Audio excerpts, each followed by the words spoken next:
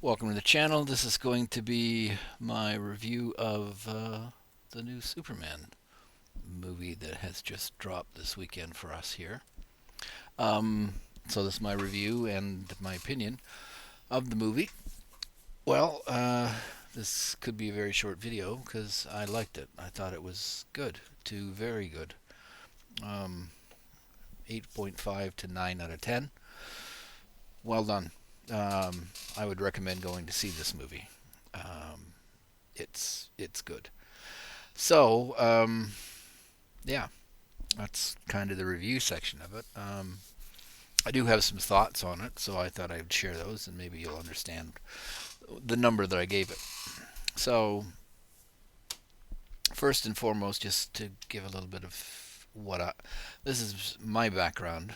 Um, when I was a kid, I used to faithfully read comic books, all kinds of them. I think I even have a couple of boxes full of tattered editions around here someplace. But once I hit high school, I stopped and have never really gone back to it. Um, but I've do enjoy um, science fiction, and as well, I enjoy um, the superhero movies and such.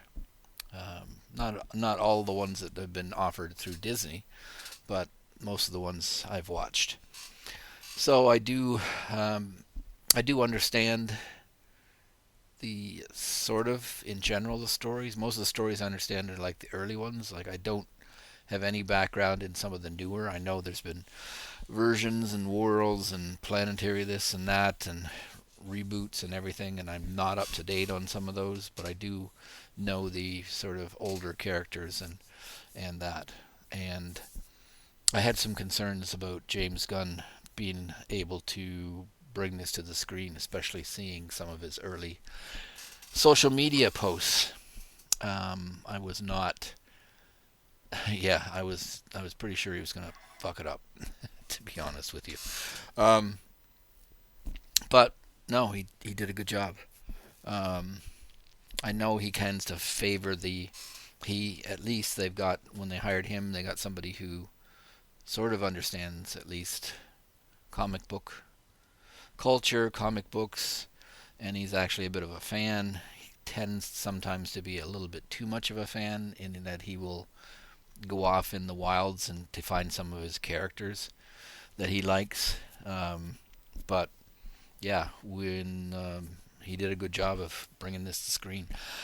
Again, because I haven't read comic books in years and years, I didn't know how faithful this was going to be, and from what I've heard, but from some people, it's a pretty faithful rendition to the Superman character depicted in a series of comics, which I've never seen, so I don't know. But to me, yeah, it did a fine job with that.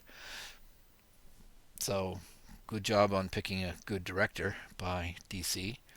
Um, so then the story, and so the points that I took off in my rating, some of it is because of the story is a bit. There's places that I didn't like the story and how they portrayed stuff. Um, the good in that they show Superman and he's powerful and it's not a woke by any means. It shows all the characters that were in the comic books. Nothing too out of whack.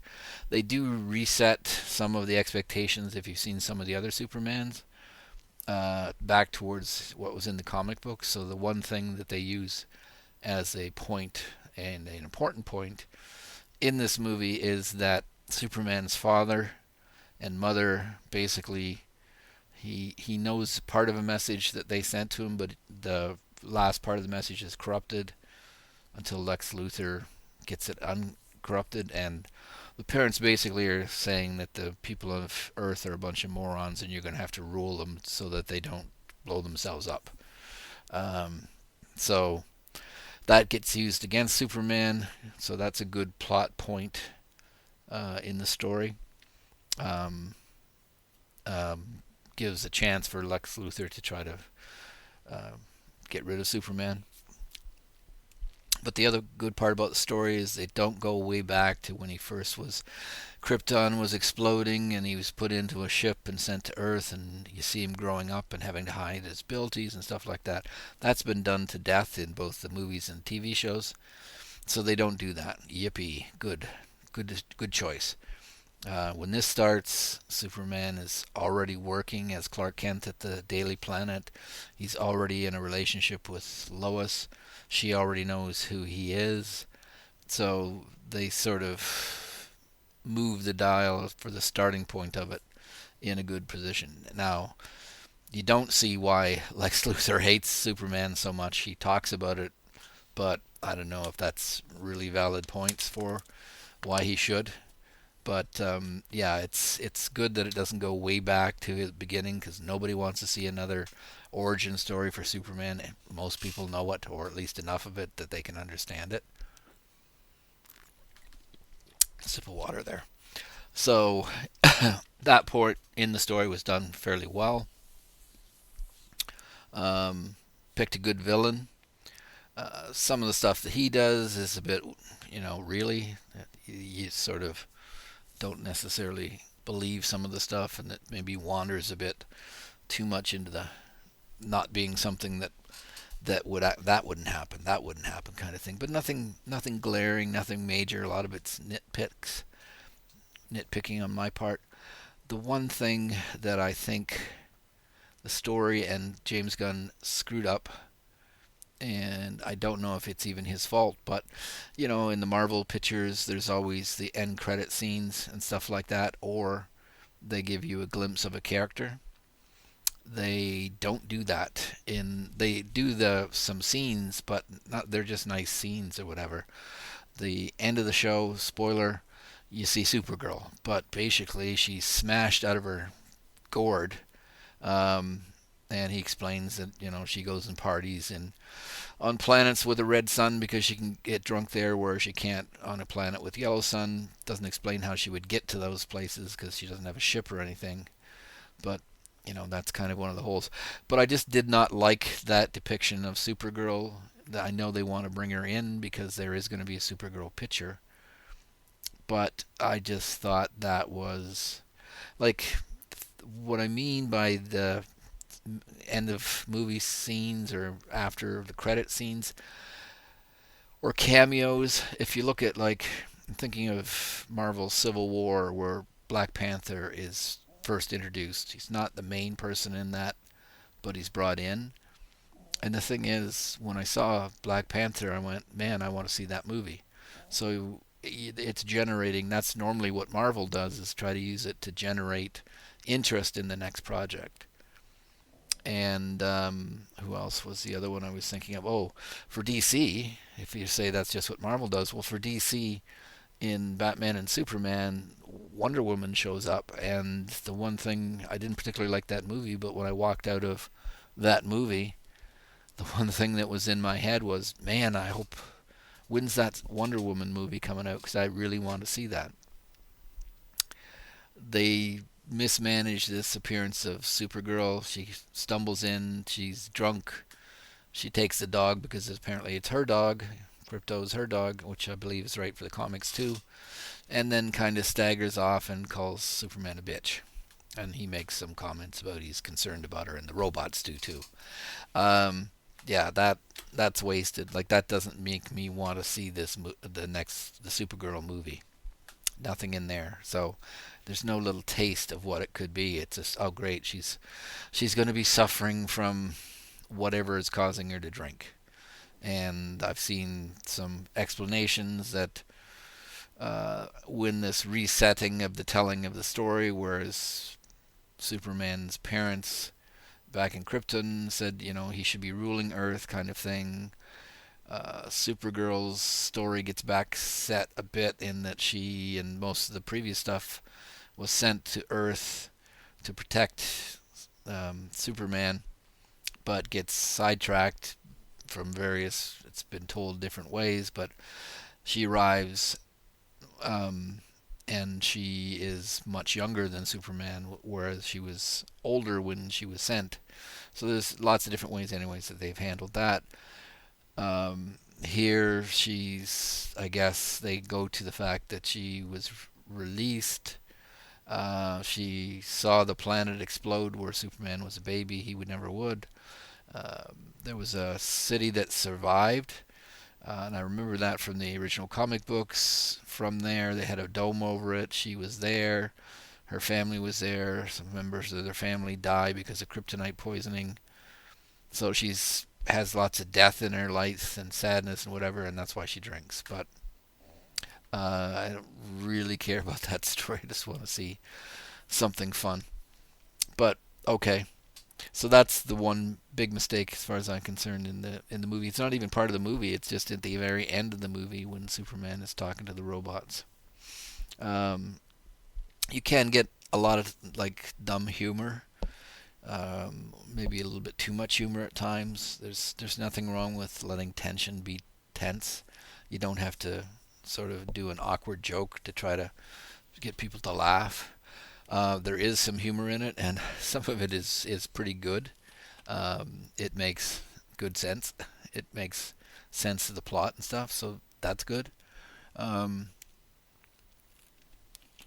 the characters, it a little too many characters maybe to get by. There's Superman. There's the entire staff of the Daily Planet. So there's all those people. There's Superman's parents. There's Lex Luthor. He's got a staff. Which that's another thing is why would the staff they're doing bad shit, especially against Superman. Why do they just treat it like it's a normal job kind of thing? But anyways, um, then you have the Justice Squad, the Justice Team. They make a joke of trying to pick a name for them. It can't be the Justice League because that exists, so they have to pick another name. And there's a lot of joking made about that. Um, but then there's Green Lantern and there's Hawk Girl, who just usually screams and swings her big club. Mr. Terrific. Mr. Terrific is terrific. Didn't know anything about this character, but he's really good in the show. The actor portraying him is good in the show, so I really liked his addition. Um, but yeah, it can be a little bit crowded at times. There's like Rick Flag's dad, I think, in there from Suicide Squad. That Rick Flag from there. Yeah, it's pretty busy with characters, and they maybe could have pared them down and gave more stuff to some of the other people. But yeah, other than that, the story is pretty good. The cast is good. Superman, I really like Henry Cavill. I like him as Superman. I didn't like that they replaced him. They decided they wanted to go younger. This guy was good.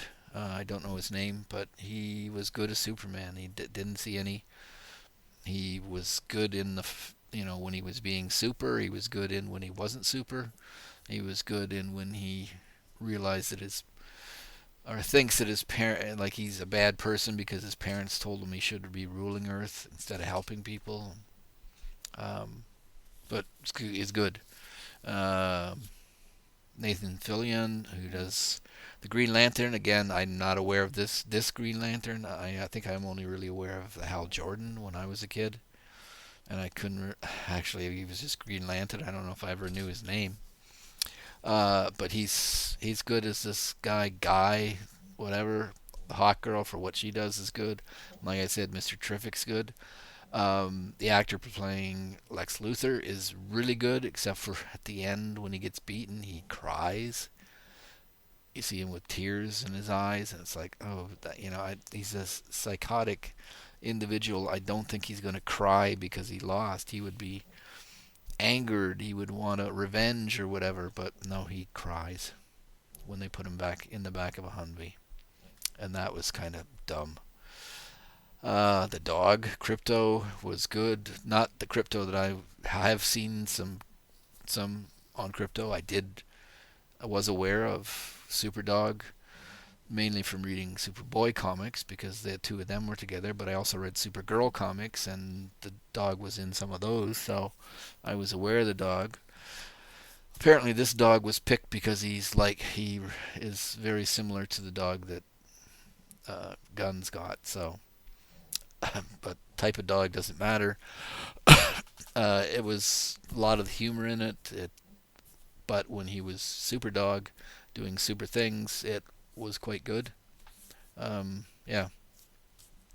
So all in all, the characters they have are good, if maybe a few too many. The actors are were all good for what they did. Super guy playing Superman, Mr. Terrific again was terrific. Nathan Fillion was good. I can't remember the guy's name that plays Lex Luthor. He was good. So cast was outstanding, I think, for the movie. Um, so what else? It's a comic book movie. You worry about CGI. Hit and miss on the CGI. Like watching, like when they were showing Superman flying, was great. Well done, really good. But here, this is a monster that Superman's fighting in this. It just looked ridiculous. Like it was not good CGI. It was not lifelike. It was a toy or something. It was like he's fighting a big toy. So this, I was really disappointed in this monster that's just in there for a very short period of time to give Superman something to fight. There's a scene when Luthor gets into Superman's Fortress of Solitude, and he's just walking along, and the super robots that Superman has, and you might have seen them from the trailers, are there to defend the fortress.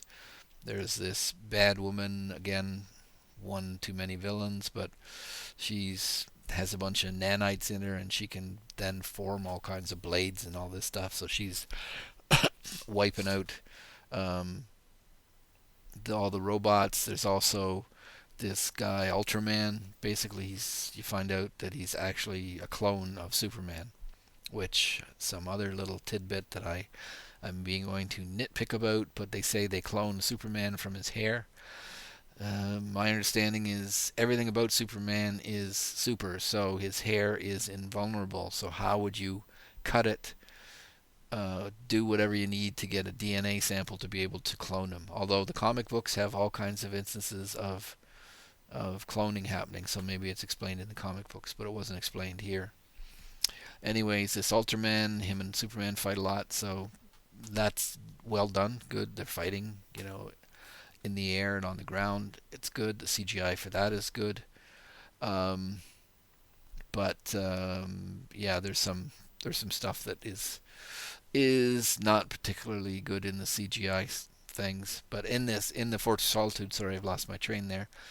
Lex Luthor's just walking along, and all these robots are coming at him, and they're getting destroyed like an inch, well, a foot from him, and he doesn't flinch. He just walks straight ahead. So that's just he's walking in front of green screen, and that doesn't work for me. He doesn't show any notice that all this destruction is going on between the robot, the lady with the nanites in herself, and the backup Superman or the clone Superman. They're destroying everything around him, and he just walks in. So that the CGI is not very good in. One thing I like, it's bright and colorful. Zack Snyder had some big thing about where he, really likes dark and dingy and stuff like that, and um, usually a lot of his movies are very darkly lit and stuff. Here, it's all you can see here in this screenshot, how bright the red is, and the blue in his suit, and the yellow in his big S, and the monster in the skies. There's lots of color in it, which really is good that they did that. So yeah, not a lot negative things. Of course, you can always nitpick a few things that a lot of maybe you don't like them, but there's always something you can nitpick. But story, the cast, the direction, CGI is not horribly horrible, but there are some weak points in it.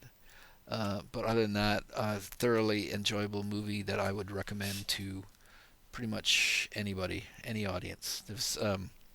I was in a theater that wasn't really packed. I live in a small town, so the theater's not very big. Round of applause by most of the audience at the end of it. People laughing when they should have been laughing, not when they shouldn't have been laughing. So yeah, good on DC for developing or delivering something that is was worthwhile. Um, yeah, I enjoyed it. Just letting this trailer run. That's from YouTube, but yeah, definitely a thumbs two thumbs up for me.